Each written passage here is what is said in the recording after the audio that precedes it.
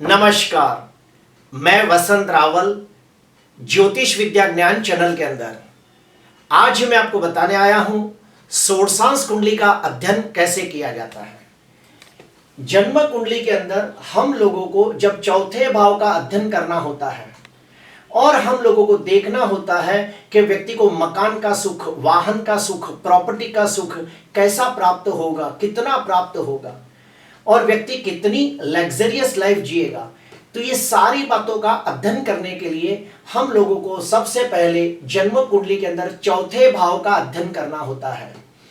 चौथे भाव का और ज्यादा सूक्ष्म अध्ययन करना हो और ज्यादा डीप अध्ययन करना हो तो षोडश वर्ग कुंडलियों के अंदर षोडशांश कुंडली को देखा जाता है और षोडशांश कुंडली देखने के बाद यह सुनिश्चित किया जाता है कि व्यक्ति कितनी लग्जरियस लाइफ जिएगा और व्यक्ति को वाहन सुख कैसा प्राप्त होगा।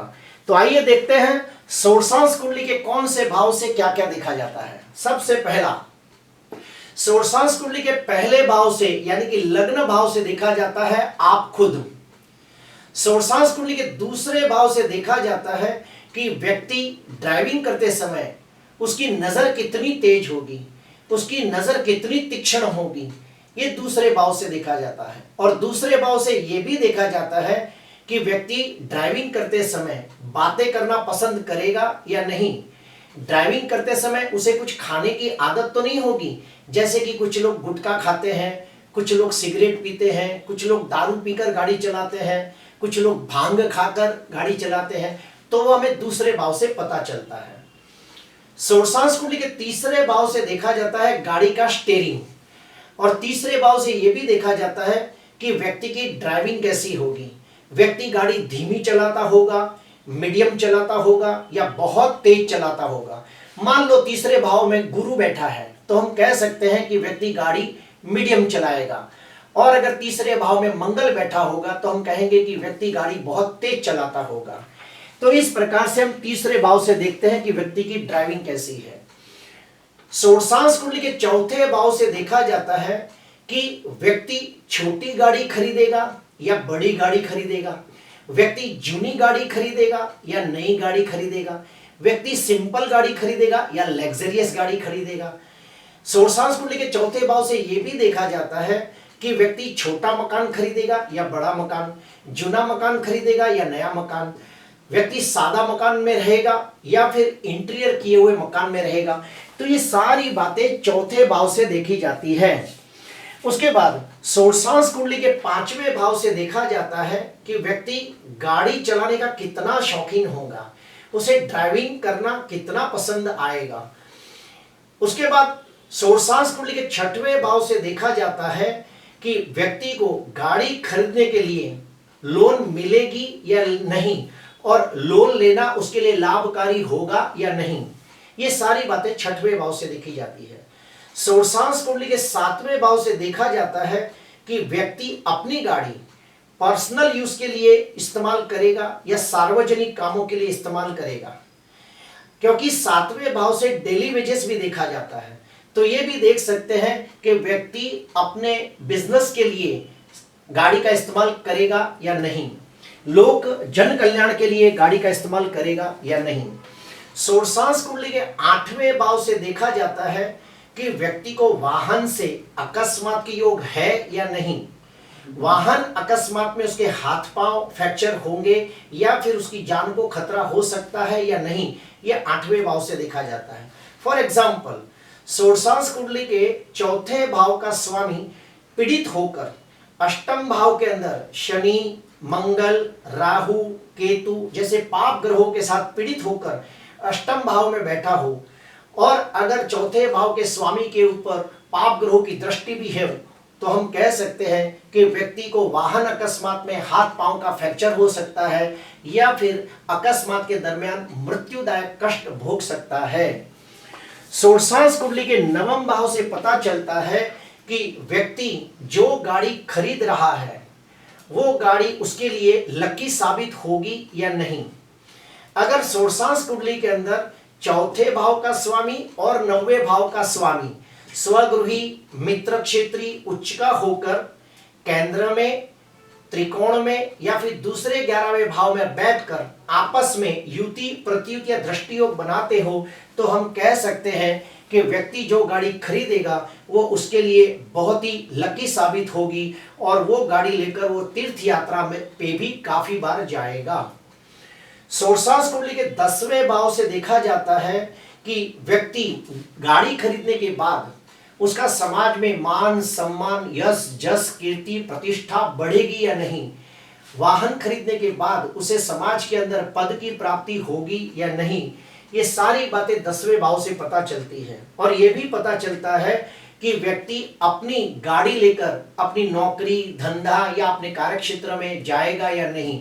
काफी लोग आपने देखा होगा डॉक्टर वकील सीए ऐसे बड़े बड़े लोग अपनी ऑफिस जाने के लिए गाड़ी का इस्तेमाल करते हैं। सोरसांस कुंडली के 11वें भाव से पता चलता है कि व्यक्ति अपनी मनचाही गाड़ी खरीदी कर पाएगा या नहीं, गाड़ी खरीदने की उसकी इच्छा पूर्ति होगी या नहीं, उसकी मनोकामना पूर्ण होगी या नहीं, वो अपनी मनपसंद गाड़ी को खरीद पाएगा या नहीं, वो 11 भाव से देखा जाता है। सोरसांस कुंडली के 12वें भाव से देखा जाता है कि व्यक्ति गाड़ी खरीदने के लिए बहुत बड़ा ज्यादा खर्चा कर पाएगा या नहीं, क्योंकि काफी गाड़ी खरीदी करने के लिए बहुत ज्यादा धन का खर्चा करना पड़ता है।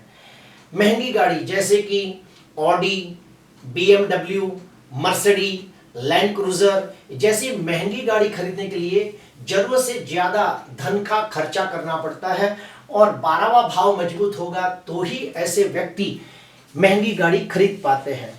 अभी हम लोग जानेंगे कि कौन से व्यक्ति को किस टाइप की गाड़ी मिल सकती है। तो आइए देखते हैं। सोरसांस कुंडली के अंदर सूर्य चौथे भाव का स्वामी बनकर स्वगृही मित्र क्षेत्री उच्च का होकर केंद्र में त्रिकोण में या फिर दूसरे 11वें भाव में बलवान होकर बैठा हो, या फिर बलवान सूर्य की 7वीं दृष्टि चौथे भाव पर पड़ती हो, तो हम कह सकते हैं कि ऐसे व्यक्ति को गवर्नमेंट की तरफ से गाड़ी की सुविधा मिल सकती है। जैसे कि collector politician IAS officer IPS officer commissioner जैसे लोगों को, जैसे बड़े बड़े सरकारी अधिकारियों को गवर्नमेंट की तरफ से वाहन की सुविधा मिलती है। सोरसांस कुंडली के अंदर मंगल चौथे भाव का स्वामी होकर स्वगृही मित्र क्षेत्री उच्च का होकर केंद्र में त्रिकोण में या फिर दूसरे 11वें भाव में बलवान होकर बैठा हो, या फिर बलवान मंगल की चौथी 7वीं या 8वीं दृष्टि चौथे भाव पर पड़ती हो, तो हम कह सकते हैं कि ऐसे व्यक्ति को स्पोर्ट्स बाइक या स्पोर्ट्स कार खरीदी करना ज्यादा अच्छा लगता है, या फिर तेज रफ्तार से चलने वाली गाड़ियां उसे पसंद आती है। ऐसे लोगों को डार्क कलर ज्यादा पसंद आते हैं। सोरसांस कुंडली के अंदर बुध चौथे भाव का स्वामी बनकर स्वगृही मित्र क्षेत्री उच्च का होकर केंद्र में त्रिकोण में या फिर दूसरे 11वें भाव में बैठा हो, या फिर बलवान बुध की 7वीं दृष्टि चौथे भाव पर पड़ती हो, तो ऐसे लोगों को छोटी कंपैक्ट यानी कि लेटेस्ट गाड़ियां खरीदना बहुत पसंद आता है। जैसे कि अल्टो वैगनआर जैसी छोटी गाड़ियां उनको पसंद आती है। गुरु चौथे भाव का स्वामी बनकर स्वगृही मित्र क्षेत्री उच्च का होकर केंद्र में त्रिकोण में या फिर दूसरे 11वें भाव में बैठा हो, या फिर बलवान गुरु की 5वीं 7वीं या 9वीं दृष्टि चौथे भाव पर पड़ती हो, तो हम कह सकते हैं कि ऐसे लोगों को बड़ी गाड़ियां खरीदना पसंद होता है। जैसे कि इनोवा, जैसे कि स्कॉर्पियो फॉर्च्यूनर, ऐसी बड़ी बड़ी गाड़ियां उनको खरीदना ज्यादा अच्छा लगता है।